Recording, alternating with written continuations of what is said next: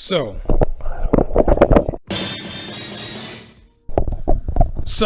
I think I'm pretty smart despite that. I have 3.5 degrees, a bachelor's in mass communication, which is where the media expertise stems from, a master's in English education, which is where the writing and teaching comes from, and a master's in sociology, which is where the politics and philosophy comes from. I'm also ABD for my doctorate in sociology. ABD stands for all but dissertation, meaning that I finished all of my classes, passed all of my comprehensive exams, and all I need to do is write a dissertation to officially be Dr. FD Signifier. Something I'll do eventually, I just do not know when. Aside from the specific academics, I also have an extensive background in so many of the things I tend to talk about. I spent 10 years as a public school teacher in a variety of environments, from relatively rural spaces to Black urban ones.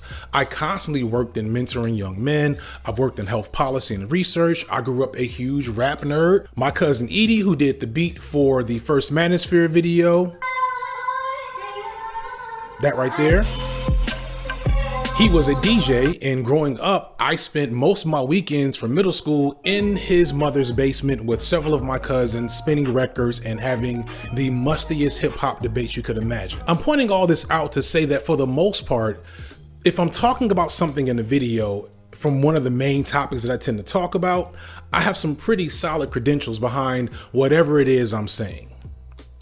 And then there's Terence Howard. Terence Howard is an actor who's been around now, I think, for a minute. I feel like I first saw him in Dead Presidents, which was like the mid-90s hood classic. He was also in The Best Men early on in his career. That's like 98, 99, maybe 2000. Early in his career, he was what Prim's Hood Cinema would call an all-star, which, if I were to be so bold to define it explicitly, that's like a Black actor who's mostly only famous to Black people because they're mostly only seen in Black media, and we have a lot of love for them, but they'll never fully get the real all-star status that they deserve. But that isn't the case for Terence Howard, because in 2005 he starred in the movie that feels before its time in some ways. Specifically, it's a Black movie made for white people by a white director, Hustle and Flow. I've never actually watched this movie because it always seemed off, right? Like, and it's you can tell there weren't enough niggas in the room when this is being like crafted. It may not be as bad as I think. Again, I haven't seen it, but his performance in that film brought him a lot of notoriety, and suddenly he wasn't just famous to Black people anymore. He was famous to everybody. And what did Terence Howard do with that fame? He lost his goddamn mind. How can 1 times 1 equaling 1 be part of the multiplication table? It fails to satisfy the term multiply. It doesn't multiply. You don't get any flour to grow unless you throw some shit on it. 1.414213563373095. I was given not just the one, I was given the entire electric field and magnetic field and the constitution between them.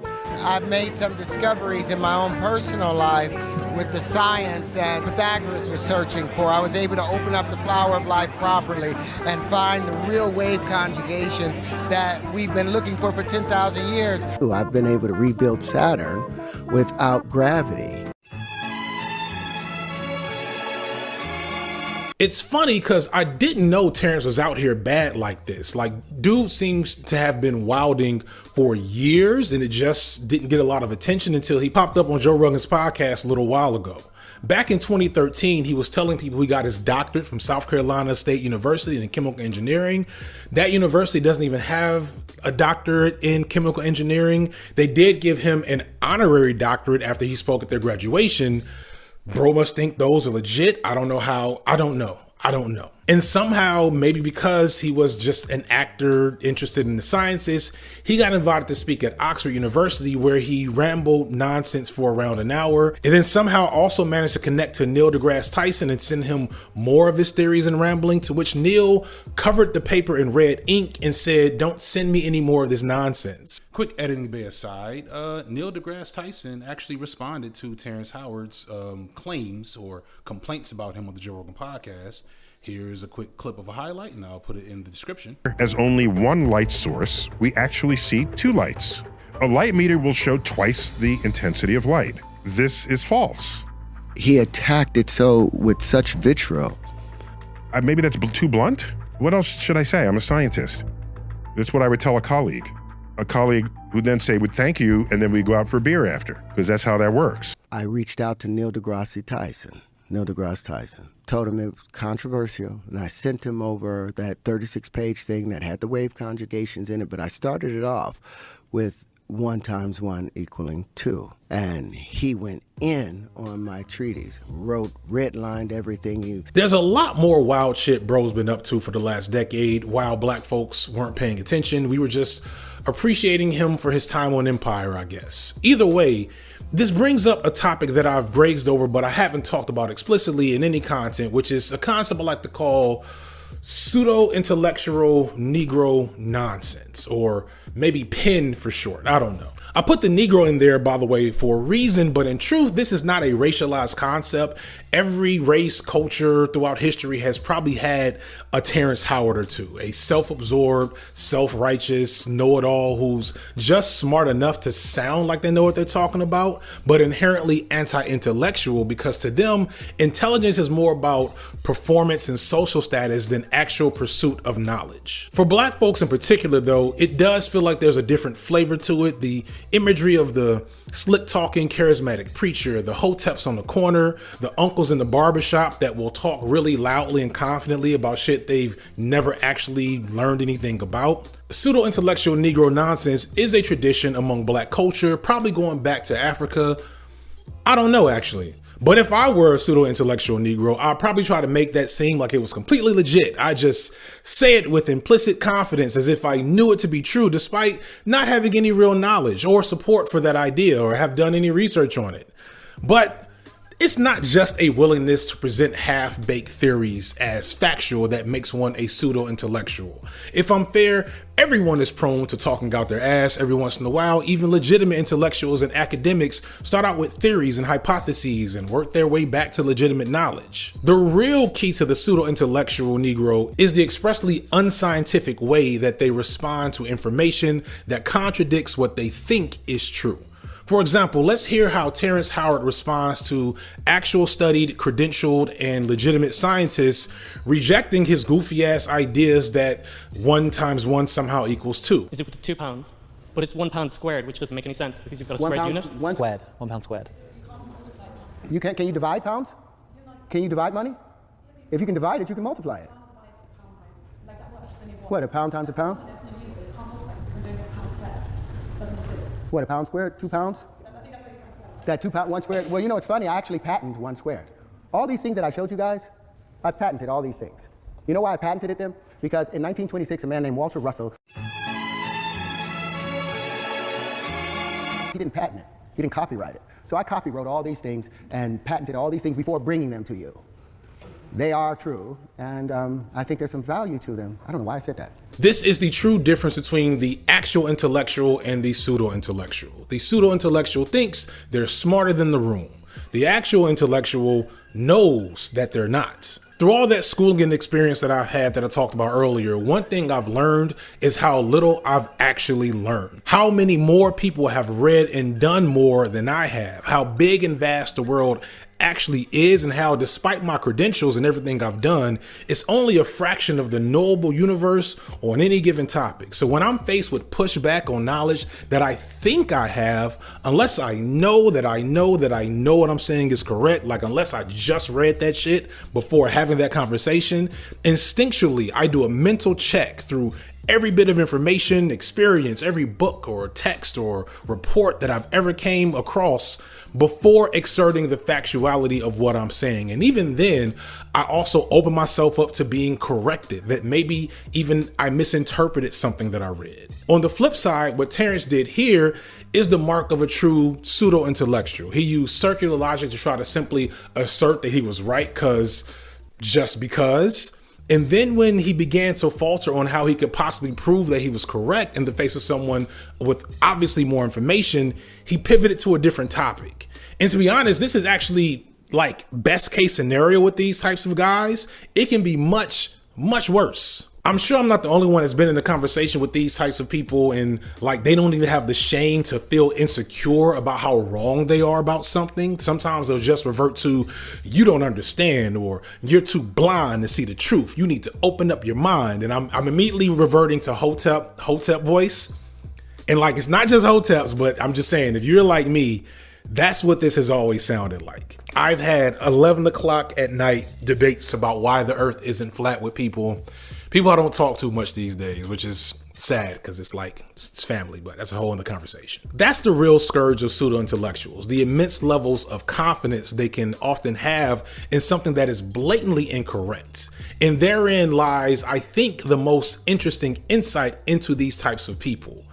When it comes to the Terence Howards, the Kanyes, the Cat Williamses, and other similar figures, specifically in black spaces here, but also universally, the biggest aspect of their persona is the confidence and unwillingness that they have to even appear wrong, to even introduce the idea that they aren't absolute authority on whatever it is they're talking about. It's the social currency of being smart versus the actual value of it. So these dudes will say absolutely ridiculous things with a straight face, and they look at you like you're dumb for questioning them. When you hear about slavery for 400 years, for 400 years, that sounds like a choice.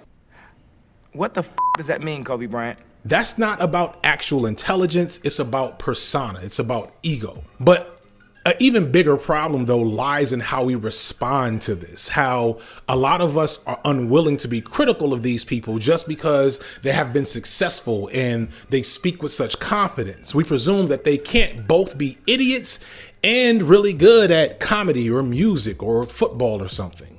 We want to stretch their status from one particular venue across every possible venue because they're the way that they are. Kyrie Irving is one of the most skilled basketball players of his era, so we will allow him to be a public smart dumb nigga, and folks will get mad at you for saying, no, in this one case, he shouldn't shut up and dribble, but maybe like quietly mumble to himself and then dribble, right? Perfect example is that Cat Williams interview, because not only did Cat Williams get on there and say some wild shit that people just kind of glossed over because he said mean things about other comedians, it also somehow elevated Shannon Sharpe to the status of like expert interviewer. And this is wrong because Shannon Sharpe is dumb. In fact, it's hard to watch these interviews sometimes because he's often so bad at his job. And then she got in her car and sped off. Now I'm sitting here like head spinning, but now I can't spend any time at the cemetery because I'm worried she's going back to tell my stepdad and my other brother Gary's at the graveside. I thought they was about to come in to pick up guns a-blazing. Right. So I was like, and I mean literally guns a-blazing. So I was like, I had a dip. So that's the last time I talked to her or seen her or anything. Let me ask you this. How different is dating interracially when you first started doing it? Do your segue? You like that? That's top tier right there. But one area where Shannon Sharpe is not dumb is sports. He's a good sports commentator, or at least an entertaining one. He's also an NFL Hall of Famer and a 2-time Super Bowl champion. He's in his 50s, but he still seems to be in amazing shape, and he has a unique speaking voice. It doesn't get much better than that for a resume for sports, but there seems to be something in us, like not just black people, but everyone, where it's like, you're so good at this one thing, surely we should love and expect greatness from you in all these other areas, and we shouldn't. Mom is white. Dad my mother is not white. Is your Why mom? do people keep saying my mother is white? She's West Indian, so. She is a black woman from Grenada, which is a black island.